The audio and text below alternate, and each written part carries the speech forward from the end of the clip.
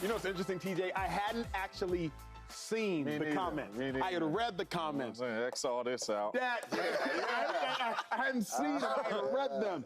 I feel like Dak might want to inform his face that he's thankful to be there. Yeah. Like he might want to inform his face because his face did not get the memo. I don't believe Dak for a second that he is thankful to be there. I at least don't believe that thankfulness means anything.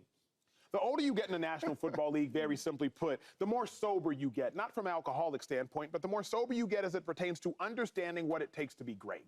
Dak's rookie season, if y'all recall, he walked onto the field with Ezekiel Elliott, first-round pick behind him, with Dez Bryant out wide, with future Hall of Famer Jason Witten at tight end, with an all-pro Cole Beasley in the slot. He walked out onto the field with Tyron Smith, a future Hall of Famer at left tackle, with right guard Zach Martin, a future Hall of Famer there, with Travis Frederick, a very stout center in front of him, Zach Martin, Tyron Smith, Ezekiel Elliott, Dak Prescott surrounded by excellence.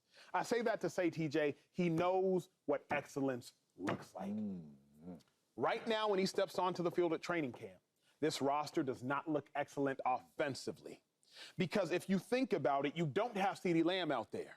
You got Brandon Cooks, you got Tolbert, you got Rico Dowdle, you got second-year tight end, who I do believe is a beast, in Ferguson. You got a rookie at left tackle.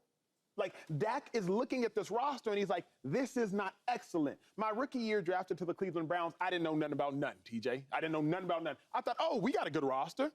By the time I got to year 2 and year 3, I was like, oh, that roster was laughable. Yeah.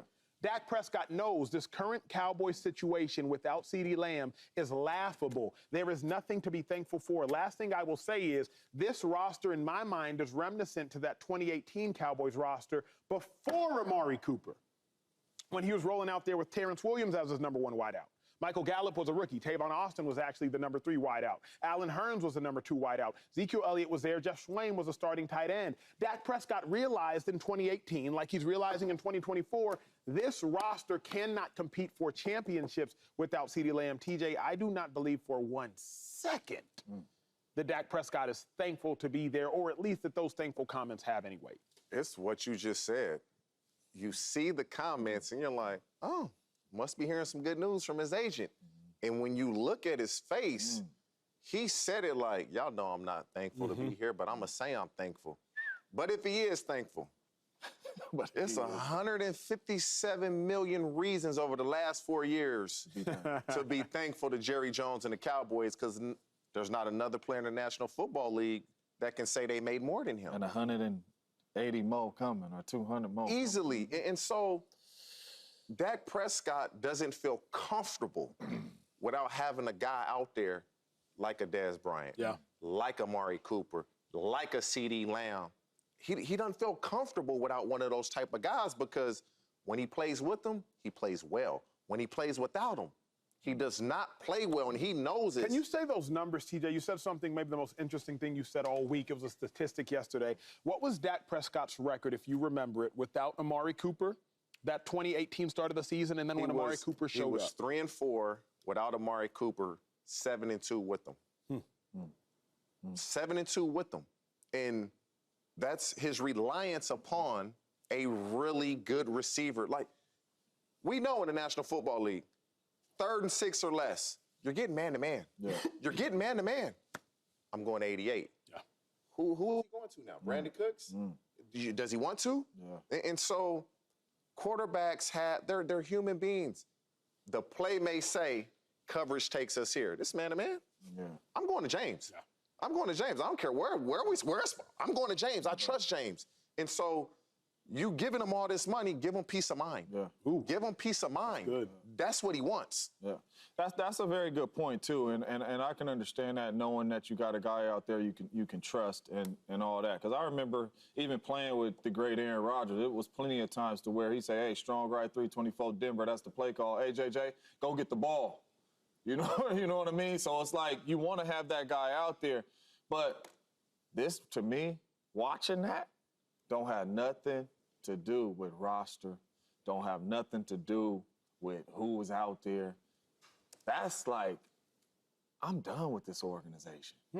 That's like watching Dak sit there with those facial expressions and say, yeah, I'm grateful.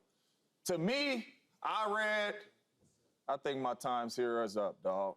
Because even if CeeDee Lamb is not out there, and they say, Acho, here go $200 million. Yeah. You like, but CeeDee's not there. Are you? No. Thank you. You know what I'm saying? I'm grateful. You know what I'm saying? That screams to me like, man, listen, man, I'm here. I'm grateful. I got a job, but I'm up out of here, man. I got a question. That's just what that body language gave me right there. James, take us behind the NFL curtain for this specifically. Don't know if I've ever asked you this before. Actually, I know that I have, and I can't wait to hear the answer. When is a player done with an organization? Aaron Rodgers, when was he officially done? Obviously, the Packers made a lot of questionable decisions. They didn't retain a lot of key players. Julius Peppers, they did not retain. He wanted them to retain Jordy Nelson. They did not do it. He wanted them to retain Randall Cobb. They did not do it. He wanted them to retain Clay Matthews. They did not do it. When was he officially done? I ask you that because Dak Prescott was jaded in 2019 when they paid Zeke before him. Yeah. He was jaded in 2020 when they franchise tagged him once again. But I believe it's only now, James Jones, that the switch has flipped and Dak is done. Take us behind the NFL curtain and tell us, when does a switch go off in a quarterback's head when they're officially done and the love that they once had is lost? I think it's all about how many times they kind of burn you or cross you, right? Because, you know, the quarterbacks, what a lot of people don't know, the quarterbacks sit down and they meet with the head coach every week. Whether it's once a week, twice a week, they meet with the head coach, right? So they both know the vision of the team, the vision of the offense, all of that. So it was a couple times to where Aaron Rodgers was like, man, we should keep him. It ain't a high price. It ain't this. I know he wants to be here because I'm talking to him in the locker room. You know what I mean? Like, just give him this, give him what he wants. So it didn't happen with Julius Peppers. It didn't happen with Clay Matthews. It didn't happen with Randall Cobb. The straw that broke the camel's back for Aaron Rodgers was when they didn't sign Jordy Nelson back. Jordy Nelson was willing to take a pay cut, and I ain't gonna say how much money less he was willing to take, but it was a whole lot less.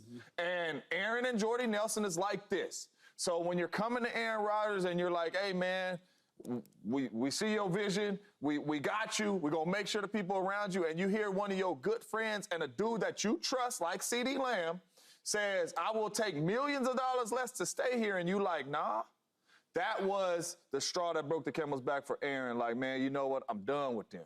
In my humble opinion, I'm done with the Packers. Listen, they don't see the same vision that I see. They ain't trying to keep certain players that I want to keep around here. I think that is what happens. With Dak Prescott, everything is blamed on him, right? I can have a really good season. I could ball out. I could be second in MVP voting, and the defense could give up 40 points in the playoff game, and it all comes back to me. Everything is Dak Prescott. And, yes, I agree. At times, Dak Prescott can play better. But at times, Dak Prescott plays great. So I think just with this organization, everything is on Dak Prescott, and that's what comes with the quarterback. But I think watching Dak Prescott, I think he's fed up with all that. And I think looking at that screams, I need a new scenery. TJ, I'm going to ask you a question. I'm going to let you take it home after you answer this question. Obviously, what we know, not just in sports, because honestly, sports is just a parallel for life. What we know in life is, even relationally, somebody can fall out of love with somebody else, and they're going to stick around. They just counting the days until they can get up out of there. They going to stick around. They might stick around to get the paper. They might stick around based upon the prenuptial agreement. They might stick around for one reason or another, but as soon as that love was lost, the love is never getting back. Do you see a parallel there with Dak Prescott? He might stick around. He might stick around with the Cowboys for a year, for 2 years, might sign an extension. But do you believe that the love, like Aaron Rodgers, he did stick around, even after they drafted Jordan Love. But do you believe it's gone to a point with Dak Prescott that eventually he's just looking for his way to get out? That statement seemed to say yes. That statement seemed to, I'm talking with my agent, and he's not saying what we want to hear. It's not going to happen. And they'll make him stay. When I say make him, they'll put some money in his face where it's like, I just can't turn that down. I don't want to sign it, but I can't turn it down. And that may force him to stay, to act like the love is still there. But deep down, when the quarterbacks, they're not meeting with the head, they're meeting with the front office and ownership.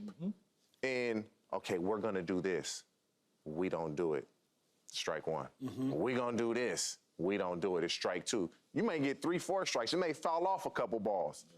And they continue to say they're going to do things that they don't do. And it comes to a point where, how many times do I got to prove myself? How many times are you going to tell me you're going to do this and you don't do it? And so he may be out of love with the Cowboys, but they know how to fix it and make it right. Very well said.